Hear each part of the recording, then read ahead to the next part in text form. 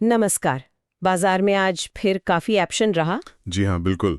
Nifty ने देखिए लगातार छठे दिन बढ़त दिखाई है और वो 25,000 का जो एक बड़ा लेवल था उसे छुआ भी आज पहली बार। हालांकि बंद होते होते थोड़ा नीचे 24,973 पर आया। हाँ, वो 25,000 का साइकोलॉजिकल लेवल है, तो थोड़ी मुनाफा वसूली तो आवर्तित थी वहां पर। सही।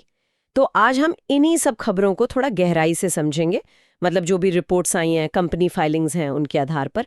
एक और बात जो काफी दिलचस्प है वो ये कि एफआईआईज 11 दिन से लगातार बेच रहे थे और आज देखिए 2,000 करोड़ से ज्यादा की खरीदारी कर डाली। हाँ, ये एक अहम बदलाव है। और साथ में फिच रेटिंग्स ने भी अगले वित्त वर्ष मतलब FY26 के लिए भारत की ग्रोथ का अनुमान बढ़ा दिया है, 6.5% से सीधा 6.5%। जी, तो ये सब क्या इशारे कर रहे हैं?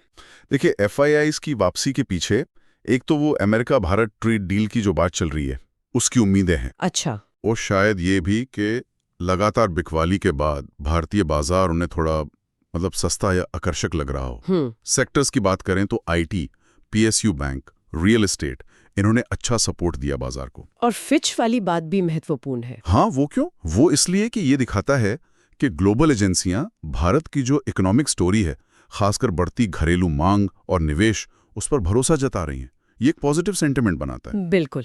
अच्छा, इस माहौल में GST 2.0 जो नए बदलाव हुए हैं उनका असर भी दिखने लगा है। ऑटो सेक्टर में तो बड़ी घोषणाएं हुई हैं कीमतों में कटौती की। हाँ, बिल्कुल। और ये टाइमिंग देखिए, ठीक त्योहारी सीजन से पहले हीरो मोटो को अपने करीब 15,743 रुपए तक, बजाज ऑटो ने 24,000 रुपए तक, रॉयल एनफील्ड भी है शायद। जी, रॉयल एनफील्ड ने भी 22,000 रुपए तक, और कार कंपनियों में भी सिट्रोएन ने तो कुछ मॉडल्स पर 2.7 लाख रुपए तक। और स्कोडा ने भी शायद 3 लाख से ऊपर की कटौती की है। हाँ, स्कोडा ने 3.28 लाख रुपए तक की कटौती की है। तो उम्मीद यही है कि इससे फेस्टिव सीजन में बिक्री को अच्छा बूस्ट मिलेगा। और सिर्फ ऑटो नहीं, मैंने देखा मेट्रो ब्रांड्स भी, जो फुटवेयर रिटेलर है, वो 250 रुपए से कम वाली जूतों पर GST कटौती का फायदा ग्राहकों को दे रहे हैं। हाँ, ये अच्छी बात है।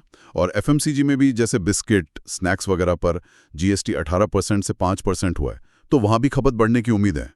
लेकिन बीमा सेक्टर में शायद कुछ पेच हैं ITC को लेकर। हाँ, वो थोड़ा सा क्या कहते हैं, कॉम्प्लिकेटेड मामला है। कंपनियां रिन्यूअल पॉलिसी पर इनपुट टैक्स क्रेडिट क्लेम करना चाह रही हैं। मतलब जो टैक्स उन्होंने सर्विसेज लेने पे दिया उसे अपनी फाइनल टैक्स लायबिलिटी से घटाना चाहती हैं। अच्छा। पर उस पर अभी पूरी तरह से क्लैरिटी नहीं है, तो थोड़ी अनिश्चितता है वहां। समझ गए। अच्छा, आप जरा कंपनी लेवल की बड़ी खबरों पर आते हैं। कुछ बड़े सौदे हुए हैं। हाँ, कुछ काफी बड़े सौदे हैं। एक तो टेगा इंडस्ट्रीज है, जो चिली की कंपनी मॉलिकॉप को खरीद रही है। करीब $1.5 बिलियन का सौदा है ये। $1.5 बिलियन? जी, इससे टेगा जो है वो माइनिंग में इस्तेमाल होने वाले सामान बनाने वाली दुनिया की लीडिंग कंपनियों में आ जाएगी। वाह। दूसरा टाटा मोटर्स का है। वो आईवेको का कमर्शियल व्हीकल बिजनेस खरीदने के लिए करीब $4.5 बिलियन, मतलब लगभग $3.875 बिलियन का लोन सिंडिकेट कर रहे हैं। $4.5 बिलियन? ये तो बहुत बड़ा है। हाँ, ये उनके ग्लोबल प्लान का हिस्सा लगता है। नहीं, और भी कुछ अहम है। मुथूट फाइनेंस का भी कुछ था शायद। हाँ, मुथूट फाइनेंस अपनी हाउसिंग फाइनेंस वाली जो सब्सिडियरी है उसमें 2,000 करोड़ रुपए का इक्विटी डाल रही है। शायद बिजनेस को और फैलाना चाहते हैं। और एक बड़ा ब्लॉक डील हुआ कोटक महिंद्रा बैंक में। जापानी ग्रुप है SMBC, उन्होंने अपनी हिस्सेदारी करीब 6,256 करोड़ में बेची है। अच्छा। इसके अलावा MTR टेक को क्लीन एनर्जी सेगमेंट में 386 करोड़ का ऑर्डर मिला है। HL ने इसरो से SSLV यानी छोटे सैटेलाइट लॉन्च करने वाले व्हीकल की टेक्नोलॉजी लिया। हाँ। और टाटा कम्युनिकेशंस और सिस्को मिलकर eSIM और IoT पर साझेदारी कर रहे हैं। तो ये सब दिखाता है कि फोकस किधर जा रहा है, नई टेक्नोलॉजी, क्लीन एनर्जी, ग्लोबल विस्तार। सही कहा। अच्छा, अलग अलग सेक्टर्स की बात करें तो IT शेयर आज अच्छे चले, शायद वो US इंडिया ट्रेड वाली बात से। हाँ, काफी हद तक। TCS, विप्रो, इन्फोसिस सब में तेजी थी। ओरेकल फाइनेंशियल भी अच्छा भागा। फार्मा में क्या चल रहा है? सन फार्मा, सिप्ला पर टैरिफ रिस्क की बात थी। हाँ, उस पर एनालिसिस चल रहा है कि अमेरिका में अगर टैरिफ लगते हैं तो क्या असर होगा। डिविज लैब्स पर जियोजित की रिपोर्ट है। टोरेंट फार्मा ग्रीन एनर्जी में निवेश कर रहा है। बैंकिंग में बैंक ऑफ बड़ौदा ने MCLR घटाया है और वो PSU बैंकों के मर्जर की भी कुछ खबरें थीं। हाँ, वो खबरें आती रहती हैं, उससे थोड़ी हलचल रहती है सरकारी बैंकों में।